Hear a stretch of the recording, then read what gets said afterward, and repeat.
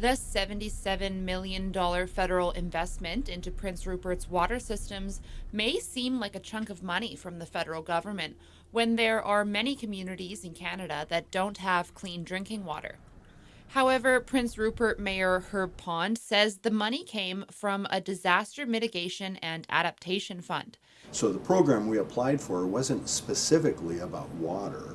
It was about climate adaptation mitigation. And we were able to build a pretty strong case that through because of the state of the pipes and the risk that they pose, we've seen significantly more freeze-thaw events. We've seen significantly more drying events.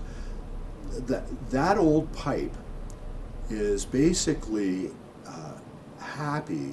It's become in many places a very thin membrane, but it's fairly happy as long as all the pressures around it remain constant. It's changing pressures that have caused these blowouts, right? And so as the climate has changed, we're seeing impacts around the soil that are driving these emergency blowouts.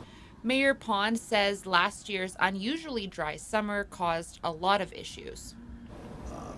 Last summer was particularly dry, unusually dry for Prince Rupert. That affected the soil, right? The winter we had where we had all those, I think we had 14 major blowouts, just bang, bang, bang, bang. We had an unusual amount of freeze-thaw. And we can handle freeze and we can handle thaw, but we can't handle freeze-thaw, freeze-thaw, freeze-thaw, right? And so we were able to effectively make the case that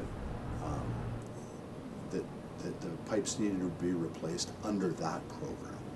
And while I have great sympathy for any other community that's also facing challenges around water, and I'll definitely lobby with them and for them, we were able to find a sweet spot for our case.